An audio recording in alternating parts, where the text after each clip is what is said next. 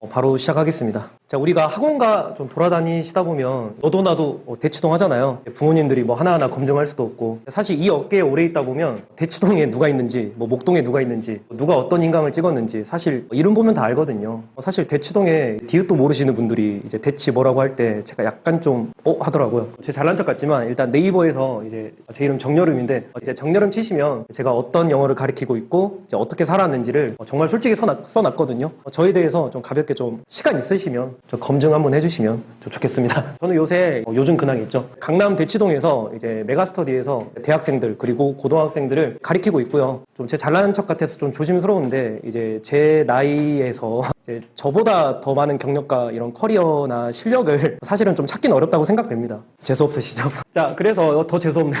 대치동 강남에서 영어를 가르치고 실제 내신 시스템을 선도하고 있는 건 바로 저라고 말씀드리고 싶습니다. 자, 그러면 이제 고등영어, 중등영어 차이점 이제 많이 느끼시고 있잖아요. 맞죠? 이미 지문도 너무나 늘어났고, 지문을 다 외웠다고 치더라도 지문에 들어있는 단어가 선지에서 또 패러프레이징이 되고, 한글 해석을 읽어도 무슨 말인지도 모르겠고, 이미 경험을 하고 있는 부분이잖아요. 자, 그리고 이미 이것도 경험하고 있는 부분이잖아요. 보시면 중간고사 98점, 91점인데 석차는 무려 64등이 차이가 나버리는, 얼마나 경쟁이 촘촘해요. 자, 그리고 고청고는 이제 2023년도 기준으로 제가 정리해봤는데 1학년 때는 평균이 67입니다. 그래도 괜찮죠. 표준 편차가 20점이네요. 그러면 시험의 난이도는 적당했다는 거죠. A등급을 맞는 학생은 20%인데 2등급을 맞는 학생은 39%네요. 상위권도 많은데 하위권도 많네요. 2학년으로 넘어가 보겠습니다. 세상에. 평균은 59점이죠. 절반을 맞는 학생들이 50%뿐이 안 된다는 거고, 편차는 22점 더 늘어났네요. 근데 재밌는 게 A등급은 15%인데 2등급이 54%가 됐네요. 어떻습니까? 기존의 중위권, 중하위권을 머물렀던 학생들이 모두 다 이 구간으로 빠졌다는 겁니다. 그 1년 동안 제대로 영어 공부를 못했고, 영어를 어떻게 해야 되는지 제대로 이해를 하지 못했기 때문에 상위권 아이들에게 밀려나고 버린 겁니다.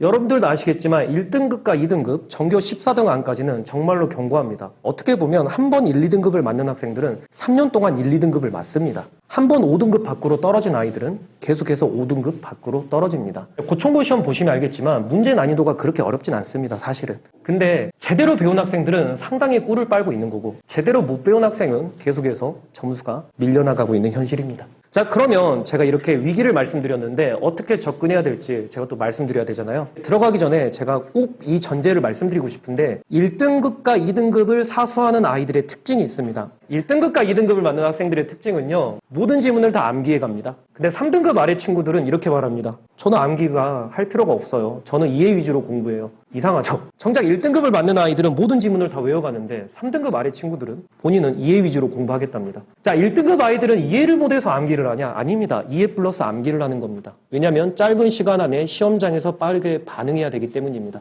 여러분, 내신은요, 수능이랑 다른 게 미리 시험 범위를 주고 시작합니다. 시험 범위를 주고 시작한다는 게 뭘 의미하냐? 네가 한 달 동안 외울 수 있을 만큼 외워봐라고 선생님이 선전포고하는 겁니다. 근데 그거를 수능 형식으로 그날 이해 위주로 풀겠다? 너무한 겁니다. 최대한 외울 수 있을 만큼 외워야 됩니다. 자, 근데 제가 그래도 아이들 가리키는 사람인데 너 이거 다 외워, 그렇게 가리키는 거 너무 체계가 없는 거잖아요. 우리가 어떻게 외워야 될지, 어떻게 적내야 우리가 1등급 맞을 수 있을지 설명해 드릴게요. 자, 먼저 지문을 정확하게 분석해야 되겠죠. 분석해서 나올 부분과 나오지 않을 부분을 선별을 해드립니다. 여기 주제, 요지, 학생용으로도 드립니다. 빈칸 뚫어서 다 드리고요. 문법적으로 중요한 부분, 핵심, 동의어, 반의어, 이제 주제문 선택하는 워크북 제가 직접 만들어서 드립니다. 시중에도 좋은 워크북 이제 분석서 많은데 분명 이거 보시면 좀 놀라실 만한 퀄리티라고 생각됩니다. 자, 이제 우리가 분석을 했으면 뭐 해야 되죠? 지문을 내 걸로 만들어야 되겠죠. 자, 보시면 워크북입니다. 학생들한테 체계 없이 외우라고 하지 않습니다. 한 타임 수업할 때 지문은 적게는 6개, 많게는 8개 나갑니다. 그 8개, 6개 지문 워크북 그대로 쓰고 외우도록 시킵니다. 그리고 그 다음 시간에 워크북으로 복습 테스트 합니다. 그러면 한 주에 지문 많아도 12개 합니다. 한 주에 12개면 충분히 할 만합니다.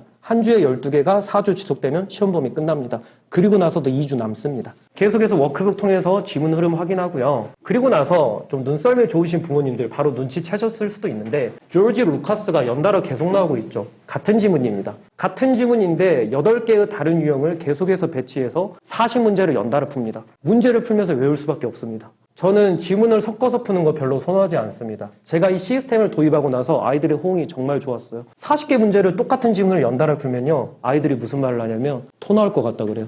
똑같은 거 계속 읽어야 되니까. 근데 어떡합니까? 이러면 다 외워져 버리는데. 이렇게까지 하면 제가 3등급 약속 드리겠습니다. 저는 거짓말 못 하겠습니다. 학생들마다 개인 수준 차이도 있고, 그리고 개별 능력이라는 것도 있고, 그날의 컨디션이라는 것도 있는데, 이거 한다고 무조건 2등급 가는 건 아닙니다. 근데 적어도 제가 3등급은 약속 드릴 수 있습니다. 자, 보시면 이제 학생들이 저한테 보냈던 그런 이제 문자들인데, 이분은 또 성인 학습자입니다. 가슴이 좀 찡하죠. 실은 주 1회반도 있는데, 주 1회반 5회 듣고, 뭐 난생 처음 받은 성적이라고 막 이렇게 뭐 좋아했던 학생도 있는데요. 여기 보시면, 이거 보이시나요? 18점에서 82점 오르는 학생. 고등학생입니다. 사실 이렇게 점수 오르는데 1년 걸렸습니다. 오래 걸리더라고요. 처음 중간고사 봤는데 18점 나왔어요. 18점 나왔는데 학원에 왔더라고요. 전 사실 그만뒀을 거라 생각했거든요. 제가 물어봤어요. 너 그때 왜 그만 안 뒀냐고. 이 점수 나오고 나서 물어봤어요. 너 그때 왜 그만 안 뒀어? 쌤은 너 그만둘 줄 알았다고 하니까 사실은 그만두려고 했는데 아무리 생각해도 내가 이상한 것 같대요. 쌤은 열심히 했는데 내가 이상한 것 같아서 이 쌤 괜찮은 것 같으니까 한번 믿어보자 했대요.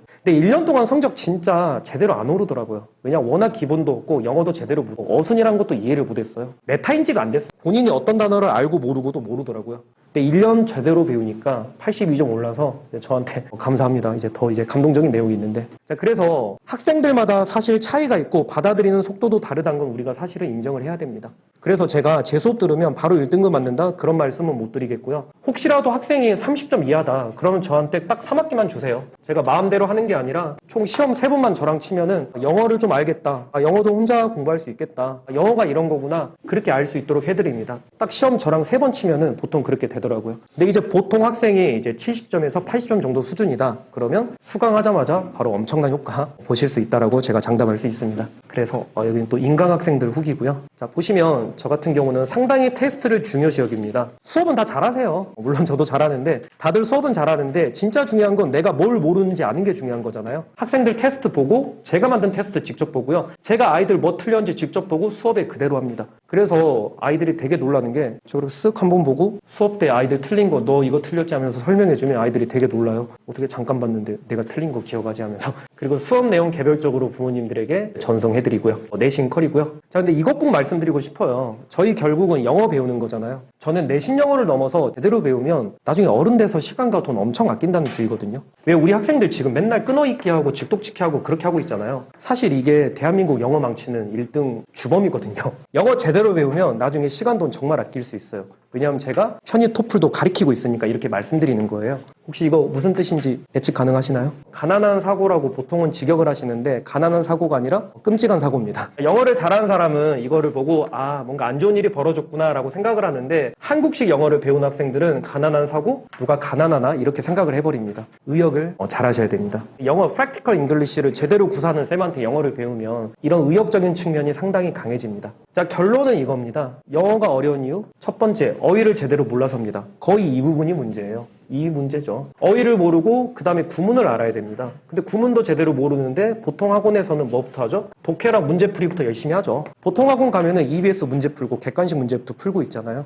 근데 여기에 대해서 집중적으로 공부하고 여기에 대해서 집중적인 교재가 있고 여기에 대해서 아이들의 약점을 커버해 줄 수 있는 교재를 가진 쌤들이 있나 하면 저는 좀 약간 암울한 것 같더라고요. 그래서 공부를 아무리 해도 안 되는 친구들 제가 정말 여러 번 상담해봤는데 결국은 사실 이 부분이 막혀있는 거거든요. 이 부분이 막혀있는데 계속 문제풀이만 열심히 하고 있는 건 아닌가. 한번 좀 자체 진단을 좀 해보셨으면 좋겠습니다. 자, 그러면 이제 오늘